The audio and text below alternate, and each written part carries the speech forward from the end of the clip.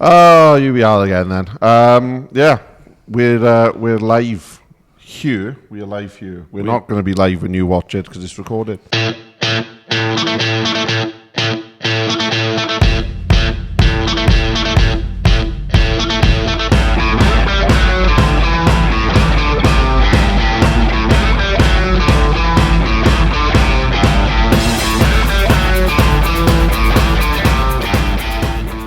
Welcome to Just One Man podcast.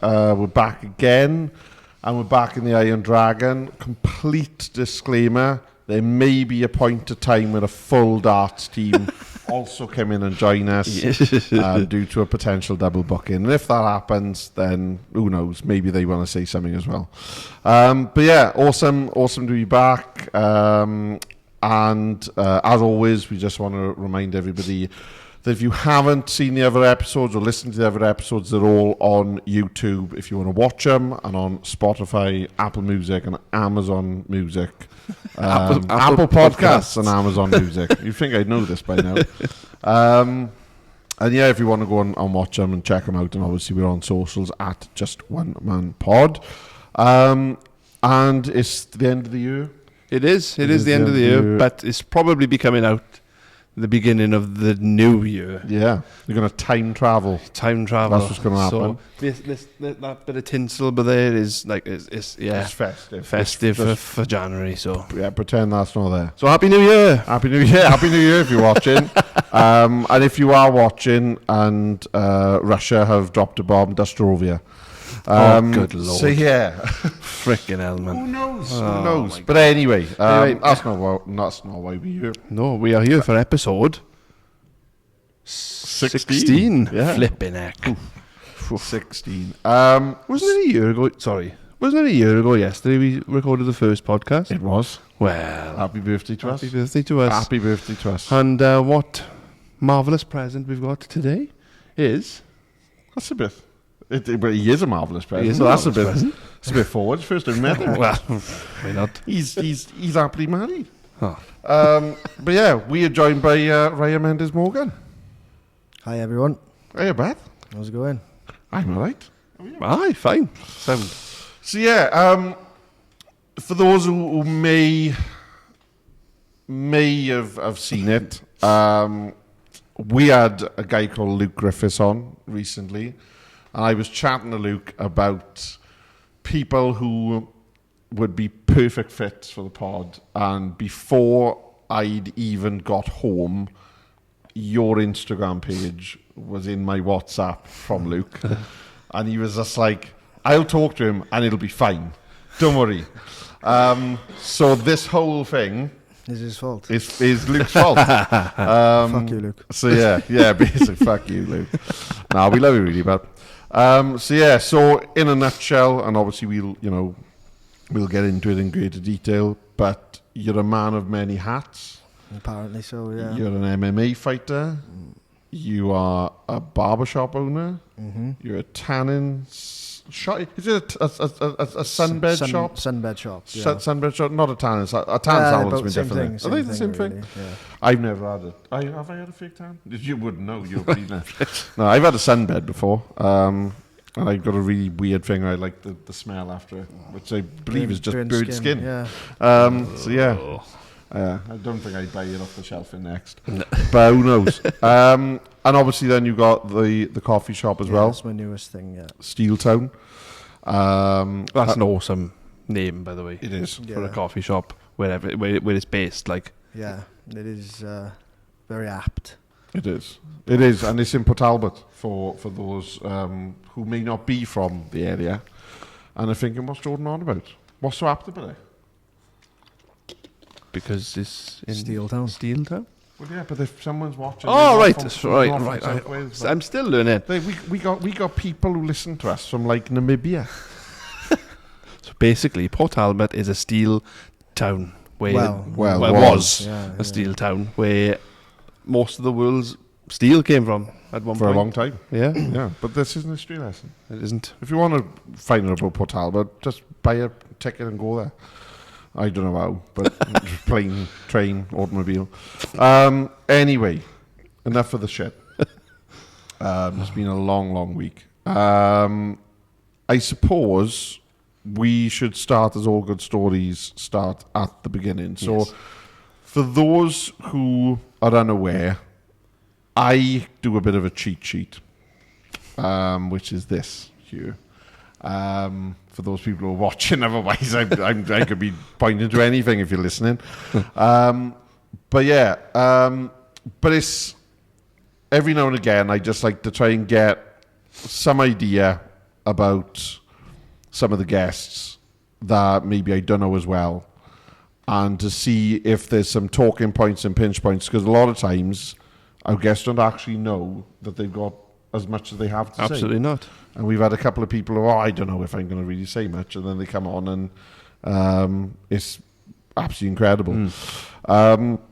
So you said that you had a tough start to life, that include things like foster homes and adoption. So do you mind kind of going into that to kind of kick things off? Yeah, so basically I come from my biological mother was Filipino. My father was Welsh. They brought me up from a baby in Port Talbot, and basically my dad was a hell of a boy. I didn't know much about him, but my mother had to cope with just two of us, me and my sister. And it just got too much for her. Like later on in life, funny enough, when she died a few years ago, I realised that it was mental health was the reason she behaved the way she did. Okay. And also, she, a Filipino woman working, 2 kids, it was a lot for her. So, she couldn't cope basically. And when you grow up, like you kind of, because I didn't know she had mental health, you kind of think bad of the person.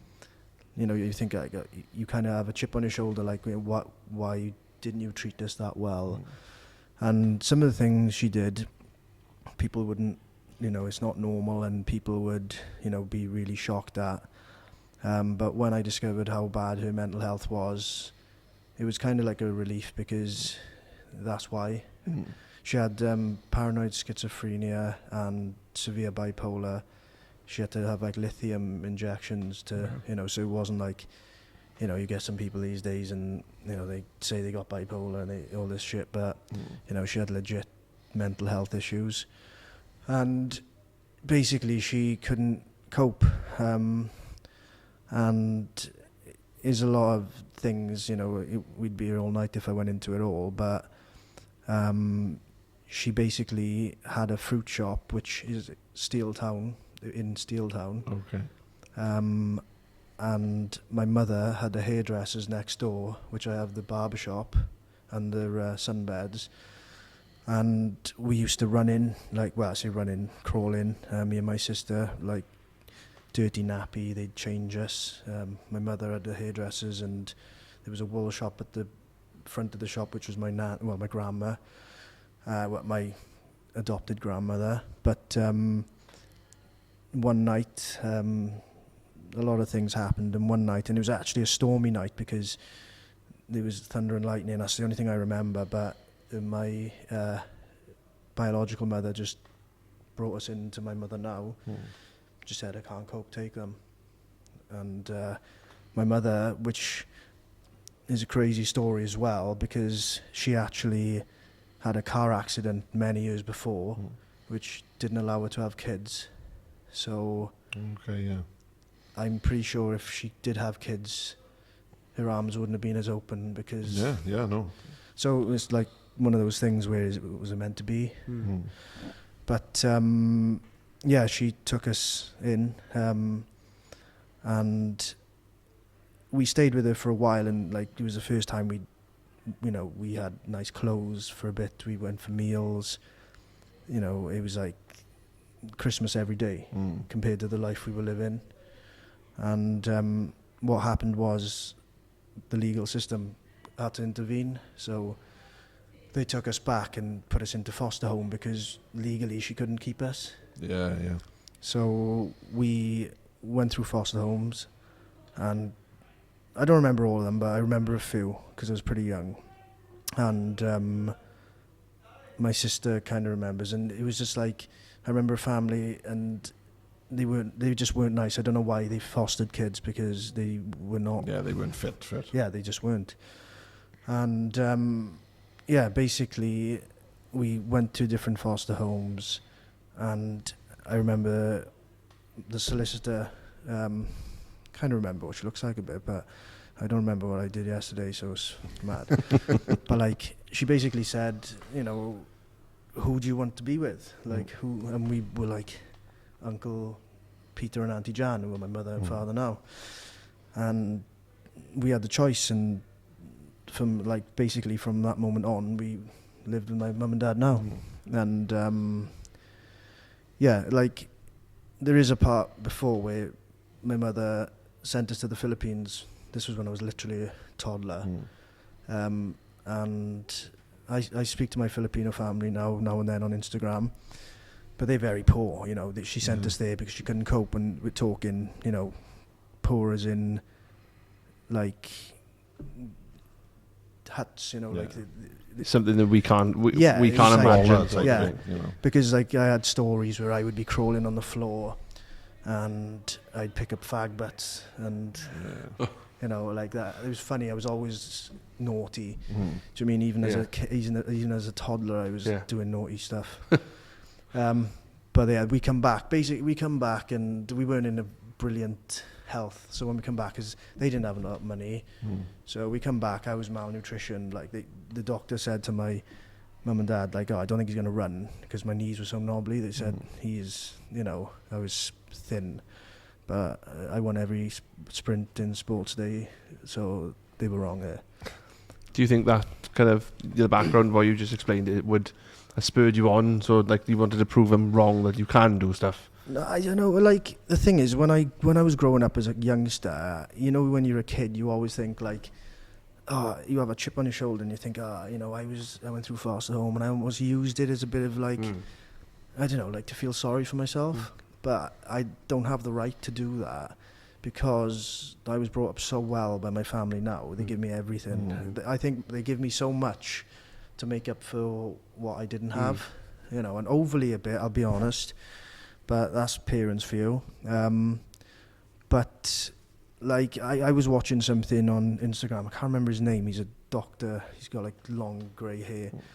And he was saying that like childhood trauma, and I do believe this after like I looked into it a bit, but like trauma as a kid, like you don't even have to remember it. But if a bad shit happens to you as a kid, you don't have to actually remember it, but it'll scar you until you deal with it. And like, that definitely happened to me, because I think like it comes out in my personality as I've grown up. And even though I know I don't have a right, well, I feel I don't have a right to moan, even though my first few, like the years which were bad, I think that I've been made up, you know, 20 times over. There's definitely scars there, like, and that's what I think happens, you know, with any children who get bad upbringings, and then they end up doing bad shit when they're older. It's because they're scarred inside. Yeah. It's an inner scar, and then it's like trauma that you never actually that's right. get rid of. Do you have any kind of trigger points, or like trigger that make flashbacks, or you just like you said, you might not remember it, but like, I don't, to be honest. Like, I might have when I was younger. Like, I have some weird habits. Like I basically paid for my ADHD diagnosis, because like, as I got older, I had so much on. I like grew businesses. I got 2 kids. Like, fighting on its own is like a job which is no pay. Right. And like, I was like, fucking hell. Like, I there's something wrong with me. Like, I forget so much. I have about 15 bank cards a year I lose. You know, it's like, you know, to a level where it's not normal. Yeah, there's something that kind of registers as, It's like, and it's like having like loads of different things going on, and then I hyper focus on one thing, and then other things get forgotten. So I paid, it was quite expensive, paid for it, and he was like, you're, very strong candidate, for ADHD. And I do take medication, which I forget to take sometimes. That's how bad my ADHD is. I forget to take. And sometimes I don't want to take it because I'm like, I don't want to take this shit. Yeah. Like, I want to find a herbal fucking remedy. Yeah. But Something that's more holistic. And yeah. But then, my partner at the moment, she says she reckons I'm much better. I'm much more organised.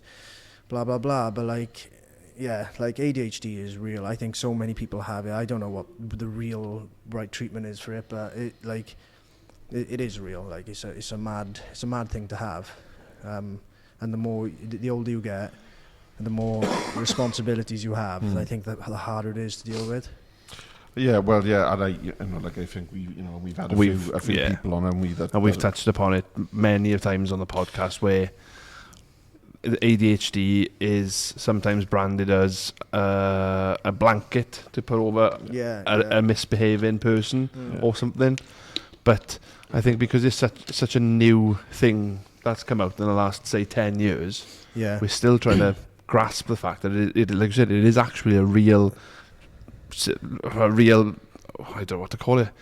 I don't want to call it a disability because it's not a disability, like a condition. It's a condition, but like, you can understand how it can be annoying because like old school people are like, even sometimes I say it, like kids, he's depressed. It's like, shut up, you've got nothing to be depressed. But like, depression wasn't even a thing back then. So I do understand, I don't even know what the right thing to do with people with ADHD. People there's different forms. That's the mad thing. Yeah. It's not just, some people have like ADHD. Like I got like friends, customers, like riddled with it. They get up in the morning at 6 because they can't sleep, and I wish I had that because I'm terrible in the morning. But like, and they're never late for anything. But that's like the hyper ADHD. Right. Yeah. Mine's different. Like mine, I think I got the shit ADHD. Do you know what I mean? Well, yeah, because you can have the type of ADHD as well where, and it's a point, as you said, about having all the different businesses and different ventures,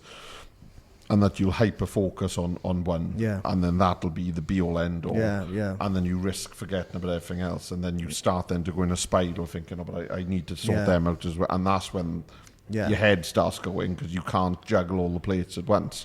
Yeah, like I'll get up I'll wake up like, I'll be trying to get to sleep at night. I'll think of something and I'll wake up. I go straight onto my phone. I put in my notes. Yeah. And so I don't forget it because I can't stop thinking about it, and I know tomorrow I'll forget it. Yeah. And my notes are like cryptic code. Like if someone tried to crack it, they wouldn't have a note. They wouldn't have a clue. But it helps. That's one of my things that helps. I have to have a notes for every day, like the different things. But then that's not kind of. I suppose to a degree, it's almost like a form of kind of journaling. Yeah. Well, yeah, really. Yeah. It's almost a form of and it's your system. Yeah. And I think it's important, and for anyone that's watching or listening, it's important to have a system that works for you. Yeah, absolutely. Because I totally get what you mean about, not particularly wanting to take meds if you can help it. As someone that took antidepressants for a period, I didn't want to continue taking antidepressants. So I actively thought, right, well, like how else am I going to tackle it? Yeah. I went down the kind of the talking therapies and that kind of being open and all that type of thing, rather than thinking, right, I'm going to chemically change it. Yeah. So I get that. But at the same time, even though it isn't, would you consider it to be a barrier for you? ADHD, do you think it's a barrier? I think it's a barrier, 100%. But then I think it's also one of my what's the word? What's the opposite to a flaw? One of my strengths. Yeah. So like somehow I get things done. Like I don't know how. But if I want to do something, I'll make it happen. Yeah. Like I'll go beyond. I'll source it. I'll make it happen. Like I've got like a drive, like a crazy drive to to make it happen. Like I'll make it, and I'll envision it, and it sounds really like cheesy, but sometimes when people say to me like, "Oh, what's that thing with the?" I know what you know. Yeah, I hate the word. I know what you mean. I know exactly what you mean. It's when you want something, so you you kind of wish it into being. So I can't think of the word. If anyone knows, you know, so that word, you know, and that'll play with me. I know. I feel like googling it, but I'll envision it and make it work, and it happened with my businesses. Which sounds, you know, people say, "Oh, you're doing well. You got these businesses, blah blah blah." But like, to be honest, like, you know, I am proud of them, and I'm proud of, you know, because I feel that they produce the best, you know, service in that industry as I possibly could. But the government are fucking us so bad. Like, small businesses, like especially, and it sounds bad, but the minimum wage is going up, and it sounds good for employees, but honest to God, it's going to cripple businesses again. And like, I don't know, no one seems to stand up to them. I don't even know how I would, but like, small businesses, or you know, are going to be going to take a big hit from that. Not just that, just the tax. You know, the VAT is just crazy. You know, it's mad that you've got to pay for your tax. But then the payment you get from your customers is also taxed. Yeah. So you're double taxing, triple taxing. It's a joke. Like and like the business I have, you can't offset the VAT much. You know, with building industries, you know, they buy vans. Yeah. But you know, like, there's only so much you can do, like you said, because of the type of business you have. You know, you can't just the only way to do it is to charge the customer more. That's right. So, and you don't want to do that, you know. But you know, because it's, as you said, you know, you can't just get a fleet of transit vans and say, "Oh yeah, it's a barbershop van." Oh, what? You know, she's doing immobile. Oh no, we've just got vans. Exactly. As you said, it is a bad year, but at the same time, you can flip it round. Yeah, I think you just got it. Yeah, I think like my advice, like I think my both my daughters have got it. My youngest is 1,000,000 miles an hour. She's so intelligent. She's, you know, she is literally a whirlwind. She's like a little hurricane, Mini Mendez. And then my eldest one, you know, she's really talented, and you know, but she like off with the clouds, you know, she'll be like on another planet, which I do quite a lot. But like, I think there's not the secret, because I don't know the secret to anything, but a solution for me is training my MMA. Like, it just, once I train, I'm just a better person, you know, and I just think it's a drug that you need, like, whether it is training, but for me that's what's worked. But then sometimes I've overtrained and taken too much time in my life, and it's taken away from my family. So once again, double-edged sword. It's what you've said here is your self-care you think is your punishment. And I'm like, and that you said, we both said when we were reading it. It's kind of like, oh, okay.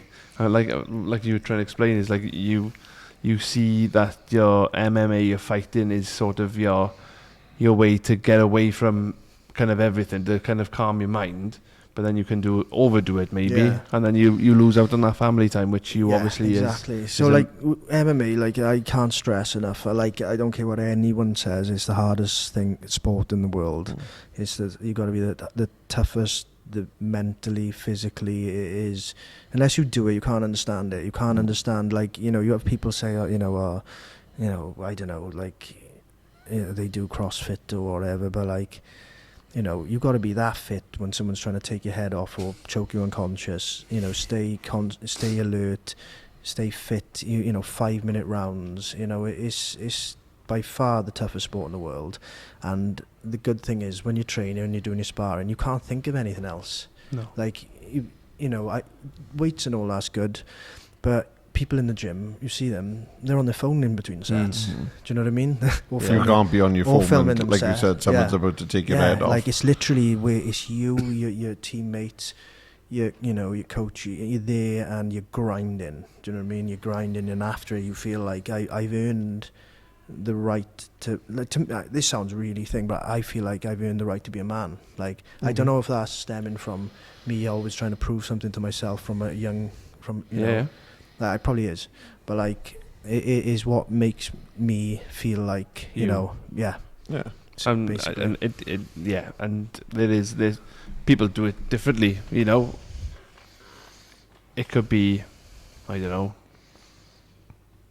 riding a motorbike across like a they coastal road. they use and that's extreme, you know, and I feel like I got told by the guy who diagnosed me, he said like MMA is an extreme sport, and that's probably ADHD is written all over it, because you need highs, the adrenaline and but if you think about it, you years ago when you used to have like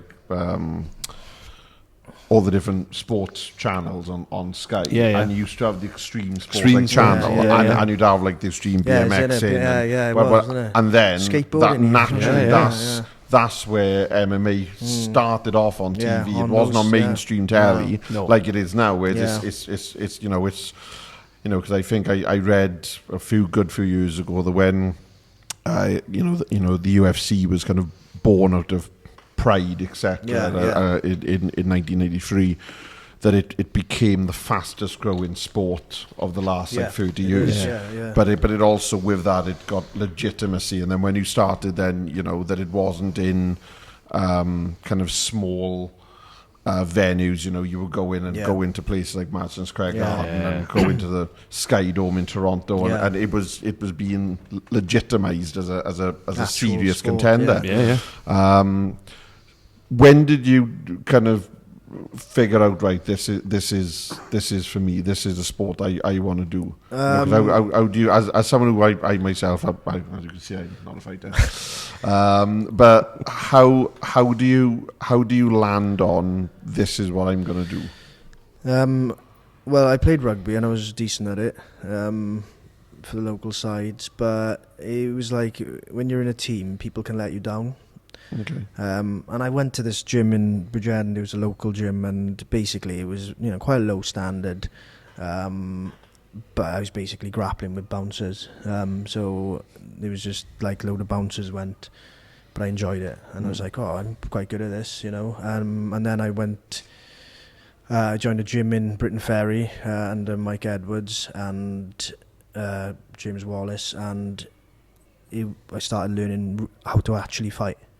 And it was just the different facets of fighting. So, like, you know, there's wrestling, there's boxing, kicking, you know, and you can never stop learning. So I think it perfectly suits my ADHD, because you can't get bored, because you can fall on one thing and be like, oh, well, you know, I'll go to the ground, or I'll stand with him, and, you know, there's just a never ending learning, you know. Like I feel like with other sports you can get like fitter, you know, you can get a bit more skillful, but there's only there's like a barrier, isn't there? You know, like. But you know, and I suppose for a really active mind as well, and it isn't to say that other sports don't involve you using your brain and your mind, because obviously they do.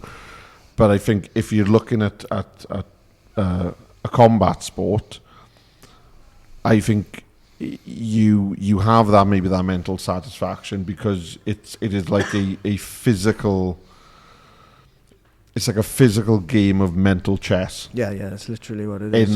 In that you are trying to anticipate, right, where they're going to go, where do I need to be, and that's something that you have to be bam, you know, because you can't be, as you know, you can't be stood there thinking, oh, right, should I go left or should I go right? There's no time. You haven't got time. Yeah. But, and I think it's interesting, you know, that you kind of say, you know, that you used to play rugby, so you already came from that physical. Yeah, so I was always athletic. I was always sporty. Everything I'd done, I got to a decent level at, whether it was like badminton, tennis, anything I was pretty good at, you know. But I kind of got into the worst sport, because it's the hardest. It's the lowest return of, like, you know, like with rugby or football. So you train, in the week, twice a week usually, and then you got your reward on the weekend. Yeah. Where with MMA, you train 6 times a week usually, sometimes twice a day, and you're waiting for a fight. And the amount of fights I've had pull out or I've been injured over the years, that's basically fucked my career up in a big way, is the fact that I've had injuries. And it's definitely why I haven't, I think, made it to where I should be. But you can't moan, I chose a sport, but I still love it. Like, it's one of them, it's like a terrible sport that I love. And I still feel I got, I got a good few fights in me, and I want to prove, because you can do what the thing is with MMA is you can do what you can be a gym warrior, you can be a gym monster, but performing under those lights is literally a different ball game, and that's what makes champions and contenders. And it is hard. It's like in my last fight, I felt stuck in the mud. The whole moment, it was in the O2 Arena on Cage Warriors. I hadn't fought for 4 years, and I fought a guy now, Lone Kavanagh, who's in the UFC, and he is good. So I'm not taking anything from him at all, because he is. I think he'll be a contender for a world champion in the next 3 years. But I did not fight. I did okay, but anyone who trains with me knows how much better I am than that, and that's what I want to prove in the next fights to come. But yeah, it's just crazy when the lights are out. It's it's a different speed. Everything's, and it's just a lot. You kind of got to get used to that feeling again. Yeah. But yeah, so. Yeah, hopefully I can show in my next few fights, how I actually fight, because it ain't like that. No. And in terms of just to be selfish, because that's me. I was just curious as to kind of who your fighters are, in terms of your kind of role models or fighters you look up to, or think I'd have loved to have gone toe to toe with them. Or to be honest, it's not even like that. To be honest, when you see local boys do well, like Brett Johns, he's a pioneer of Welsh MMA, and I've trained with him. He is so good. His floor game is, he'll hold a 100k man down, and if he wanted to, he could rape him basically. Yeah. That's the level of his control. Yeah. Wow. It's crazy. And there's Oban Elliott, who's absolutely smashing it. And the thing is with him is I remember fighting on Cage Warriors a few years ago as amateurs, and I knocked out his teammate in 13 seconds. But he is he has gone from that, and fighting on Madison Square Garden. Yeah. But that's where I said the performing under the lights. He's got that. He embraces it, Well, he's a showman. Yeah, he's a showman. And he's doing it well. All respect to him. He's doing it well. And anyone who's making it and beating guys at that level deserve it. Well, yeah, and obviously, Oban's, he's a Murphy boy. Yeah. That's right. And he's a big wrestling fan. I'm a wrestling fan, and I've been for a long time. You can see how he uses that relationship. Yeah, he does. But for the TKO group. But to be fair, he's always loved wrestling. So it's not as if he's done it for he's basically doing what he loves in the UFC, and it's working. So but I think you can see that natural showman. Yeah, he's a charismatic guy. Where and he's doing the Hogan pose after he's won, or he's doing a Ric Flair promo or whatever, which is again, but it's getting him.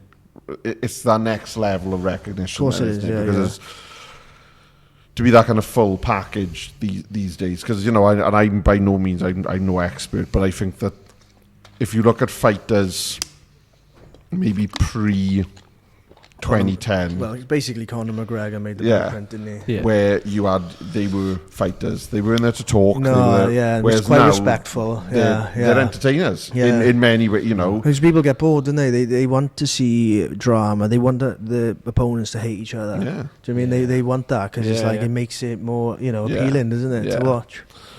But it goes back to where that doctor, when you were a toddler, said, you'll never run. Yeah. And another like this was later on. I had neck a C6 or something, whatever. It was bad. Like I had through MMA. Yeah. And he was like, "You're done. Like you're not gonna fight again." And I did. So it's that determination. Yeah. Again, you are. I think if somebody said that to somebody, well, it could have been somebody else. Or you'll never do it. Okay. And they take Doc's word for it. Yeah. They won't do it again. But I think your determination and your passion for the sport just pushes you on. And also, I will defy age. Like I am. I don't care how old I am. Yeah. I'm. You're just gonna crack on. I think I think like you are how you like how you say you are.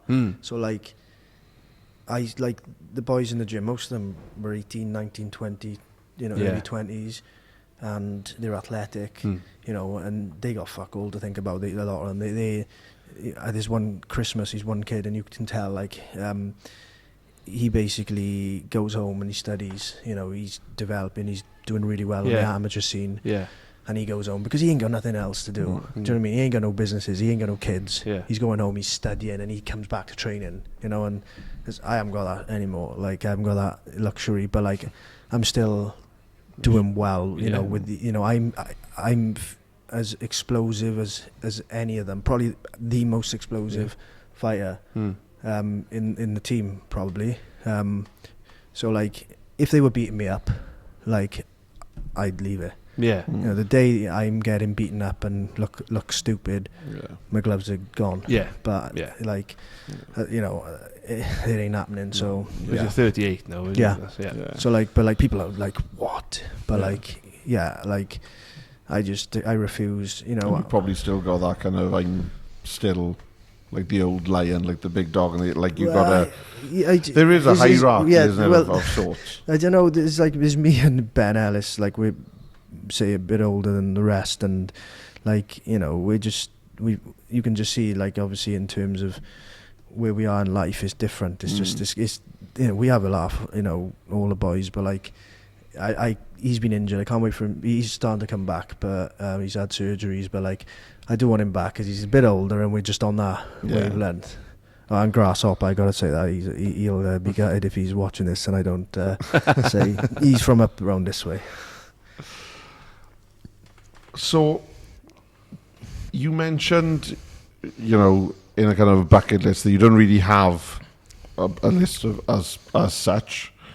You do want to retire by 45, so that gives you a couple of years. Like, I don't have like a bucket list, like, I gotta do this, I gotta do this. To be honest, I just want to not have to work. I don't mind overseeing, but my plan is that the businesses do well enough that I can oversee, and I've got a place abroad. I got a nice house abroad, nice house at home. I can take the kids, I can live life, and that's my kind of goal. And then go on nice holidays when we want to. I don't care about being filthy rich. I just want to be comfortable and I want to buy free time.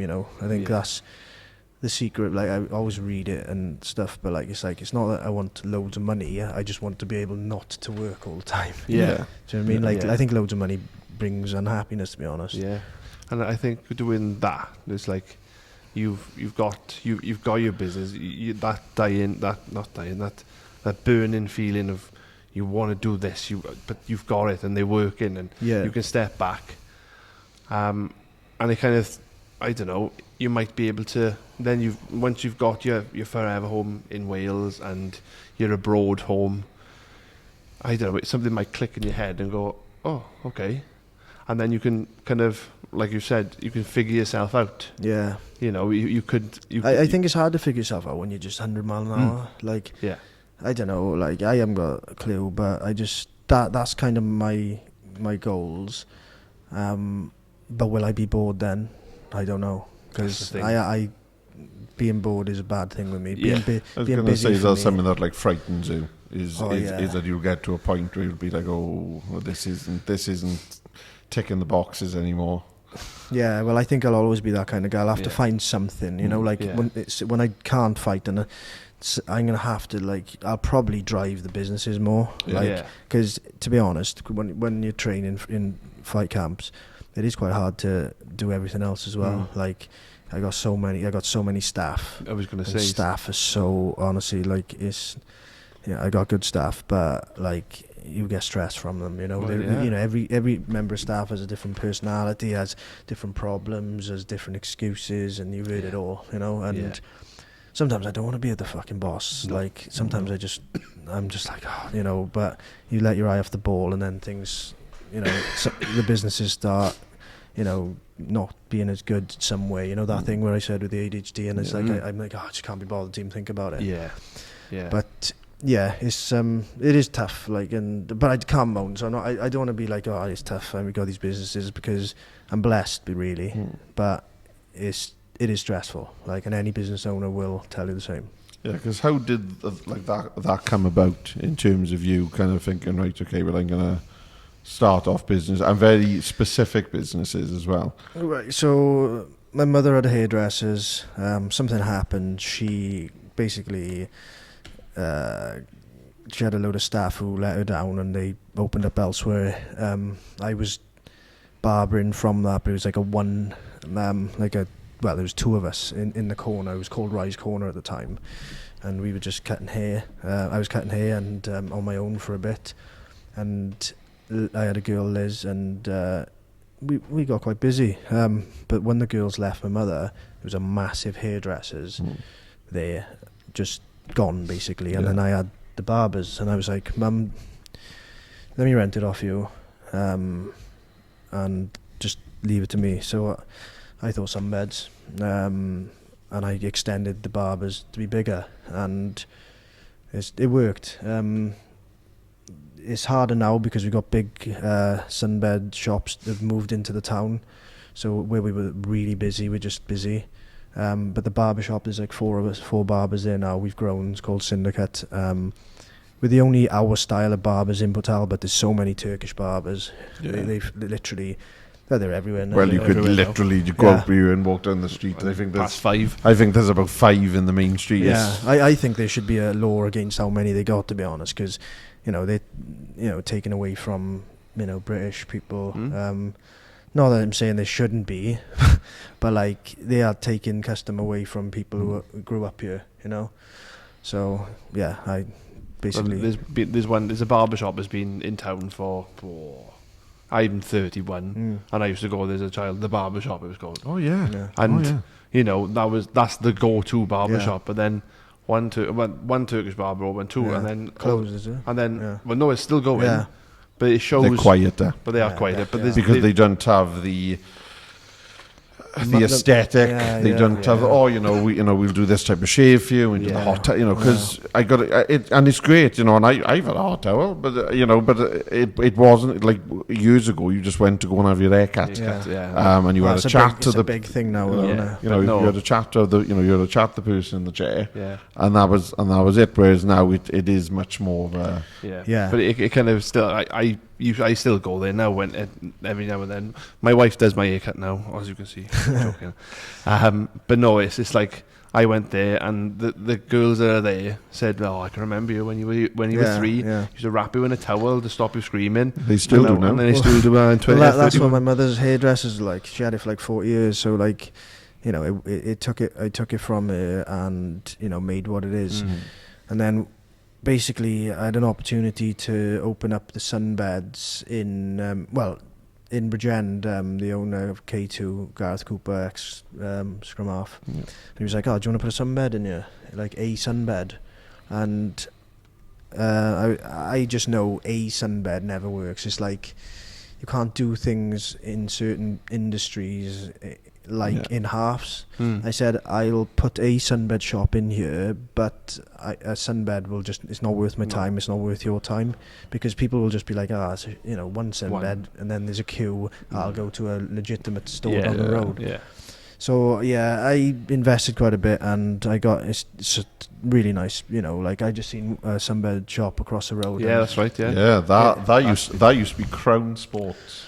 That used to be a sports shop. But if you went in there and then you went in my sunbed shop, it's like going back like, in time. Like worlds apart. I mean? Yeah, worlds apart. Right, okay. But again, there's big sunbed shops, Lextan, Tantastic in Bridgend, and it makes it hard. It's, you know, it's a competitive industry. Yeah.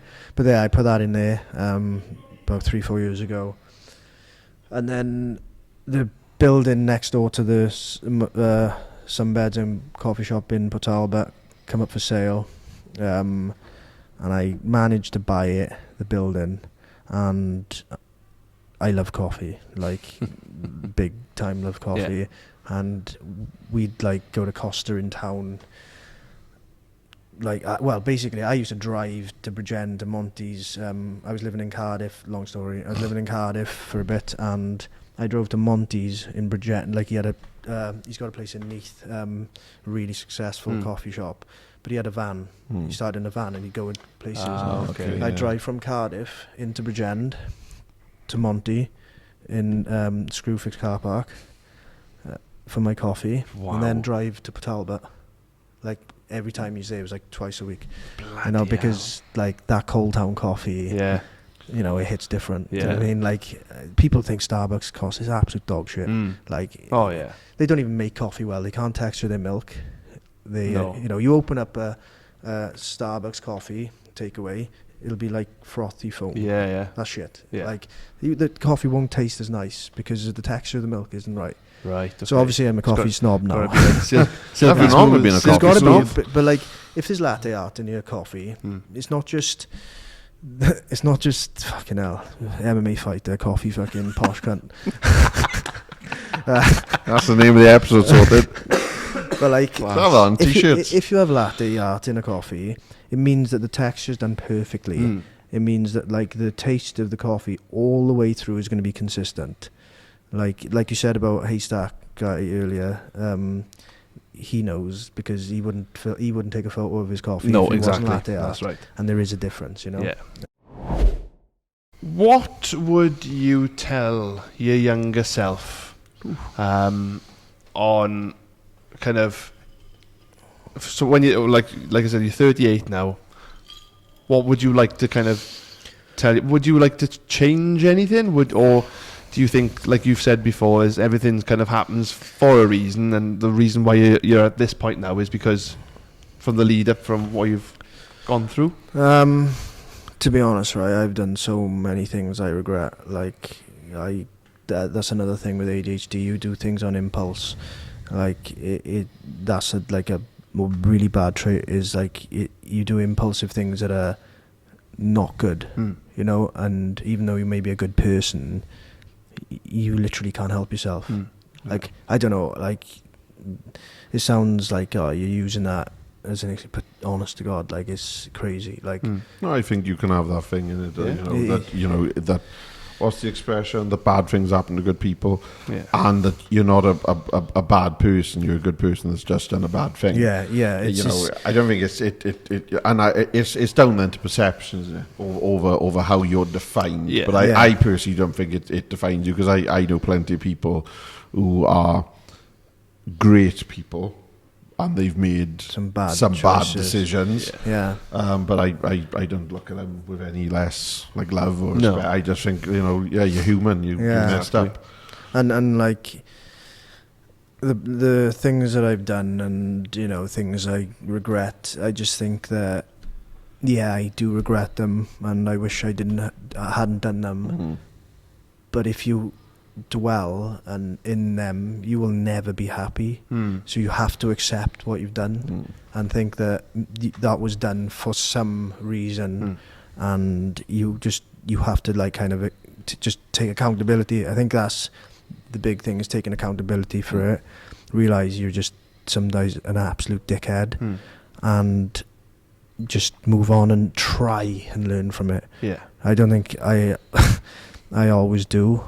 But if you try and learn from it, and learn from some of the things, then you're moving forward, innit? Because I think that's what life's about, innit? Yeah. No one's perfect. No one knows the right answers for every individual person, but you just got to move forward. Yeah. And there's only so long, that you can punish yourself, but other people can punish you. Like I know as I said, I know people who've made mistakes. I'm very close to some people who've made mistakes, and there's that point where you think, you know, all right, they done it. Yes, it hurt. Yes, they shouldn't have done it. They should have known better, but they done it. Yeah.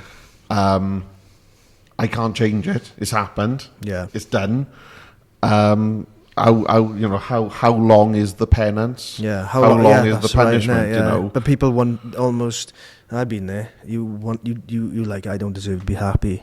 Like I've done this bad shit. I don't deserve happiness, and that's when, like, you know, people get depressed. I think, you know, and I've been there, and you know, you think you've lost everything, and you literally, you know, but I deserve to feel that way. I don't deserve to be happy. You know, like I've done these things and hurt these people. Like, you should be unhappy, and then that's not right, because I've had friends help me and said, like, no, like, you're a good guy.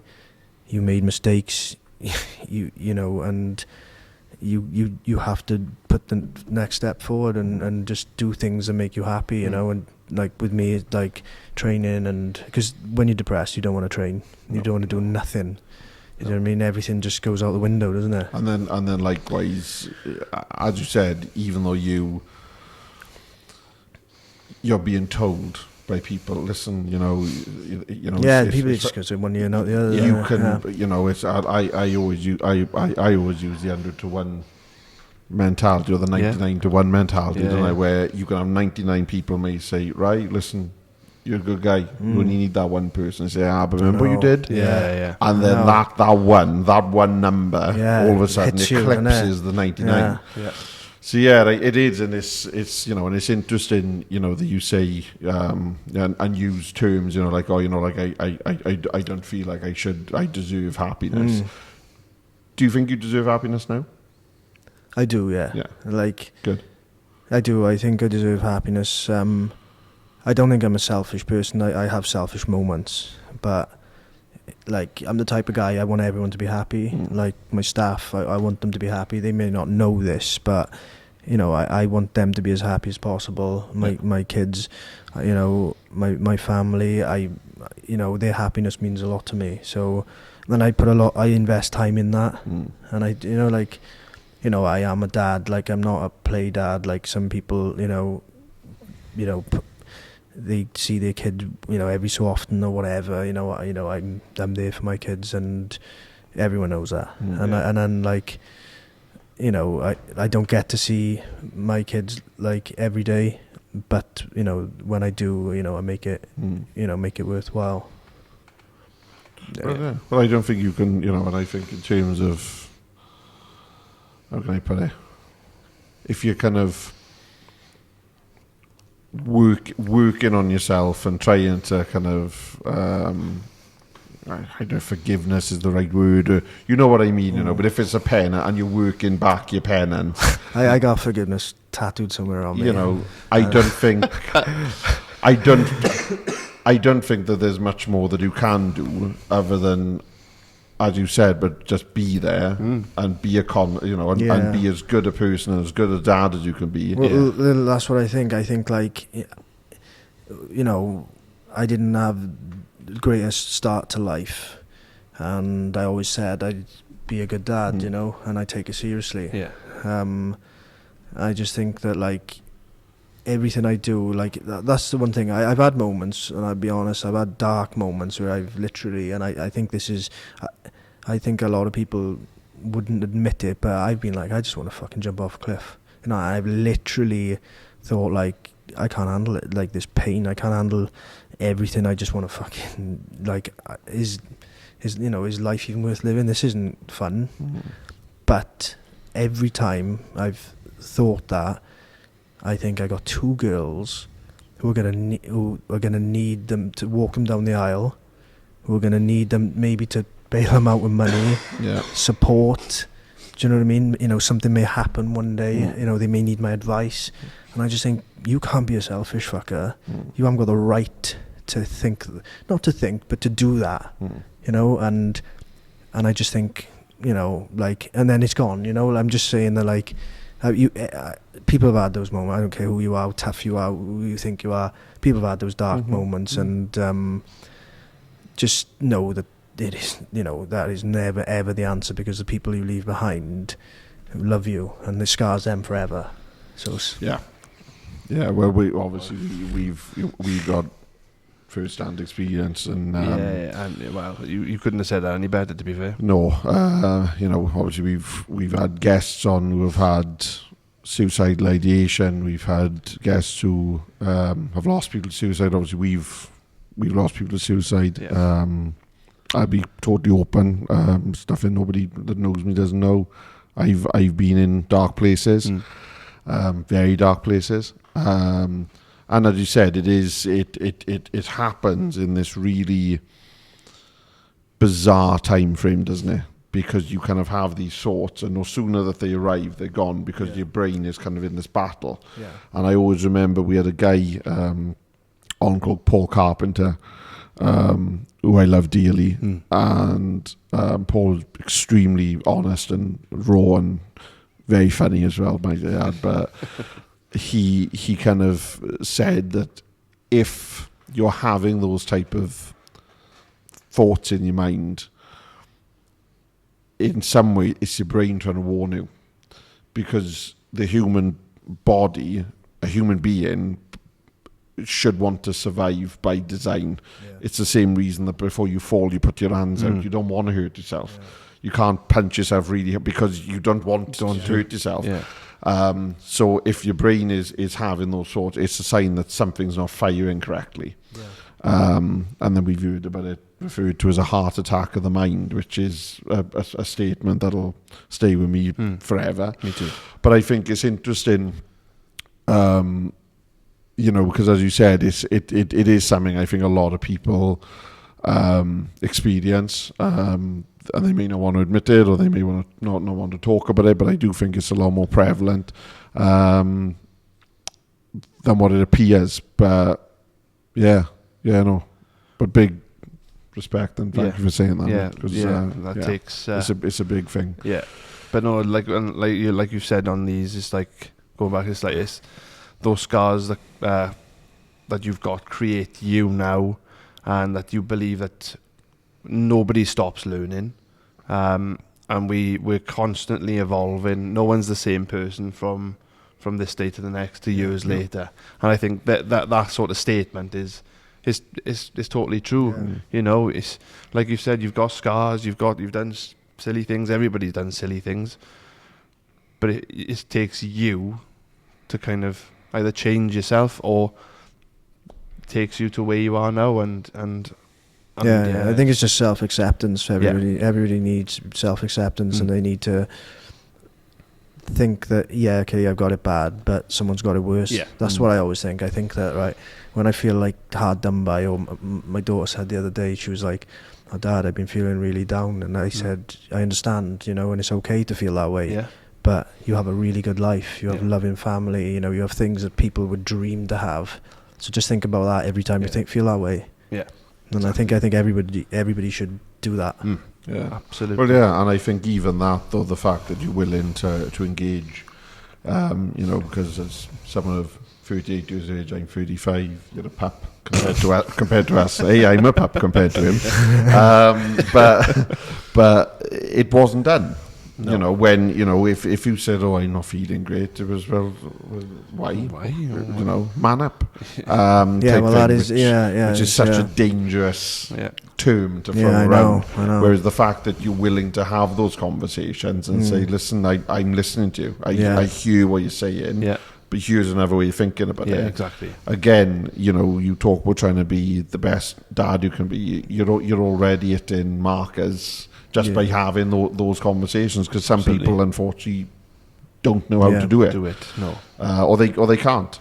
I suppose one of the last things really I want to kind of ask, I suppose, is when you think about pivots and turning points in life, because you've had quite a ride from to say the least, from start to finish, where do you think those milestone turning points are for you? I don't really see. I just see the whole life just go by, and I just take it as it comes. Like I don't think like I had a moment where it was like, you know, this or that. I just feel like I try to adapt every day. So like, I think every day I wake up, I'm like, I kind of challenge myself in different ways on my notes, and and all of that. It's like a challenge to get as much done that day. And if I feel like I've had a productive day, I feel good about myself. If I train hard, I train well, I feel good about myself. So I don't think there's anything in particular that, you know, there's a certain thing. Something's happened, I try to adapt to it, and I just try to improve. Sometimes I don't. Sometimes I go backwards. But I just got to be grateful that you get to wake up and breathe, I think. Brilliant. Can't argue that. Well, right, I think it's been. I don't think it has been an absolute pleasure having you on tonight. Thank you for coming and just sharing your life, basically. Yeah, no worries. Thank you for having me. Well done, Luke. I thought he was here then. You do. Imagine that. It's like a real, like a stars in your, not stars in your eyes. This is your life. This is your life. Reader walks in with a big red book. So, a bit of housekeeping. Go on. Suppose. Yeah. Have you got? You do have a fight lined up, don't you? Well, currently. Basically, it's maybe I will be fighting. I've got one booked in for 100% in April the 5th in the Plaza in Port Talbot. I've got one then. That's signed, sealed, delivered. We're looking. They're still looking for an opponent for me on Budo, and that's February 22nd. Yeah, so it's a bit up in the air, but I promise it's going to be an active year next year, and we're going to see some serious knockouts next year, basically. Nice. Serious knockouts. Well, I wish you all the best. Coming for blood next year. And where can people find you online if they wanna follow you and see what you do? So I'm MMA Mendez 10, I think it is, on Instagram. That's pretty much what I use. Yeah, go and follow him, and all the links obviously to Steeltown. Yeah, they're all on there. And Syndicate, etc. There. Yeah. And if you are in the area, in the Port Talbot area, and you do fancy a banging cup of coffee and food now. Yep. Brunch. Yeah. And if you need a trim, you can have a trim. Have you got you probably got a book? Have you got a book? We are booked. We take walk-ins. We got a walk-in boy who's always late, but yeah. But Ryan, thank you very much. Honest, it's been a pleasure. And again, thank you just for being open, honest. So just Dick and Dom now, isn't it? Here we go. Yeah. So like you're gonna shut up. You're gonna. I love him really. So you're gonna probably see this in 2025. So we hope you've had a great Christmas. Yeah.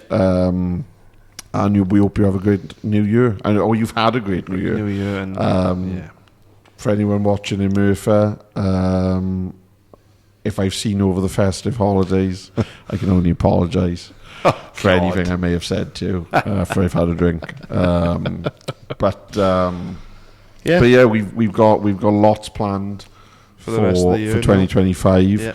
And if this one hasn't gone that badly, I'm hoping that Ryan's going to come back, and we'll see Ryan actually quite soon. With some old familiar faces, Luke and Co.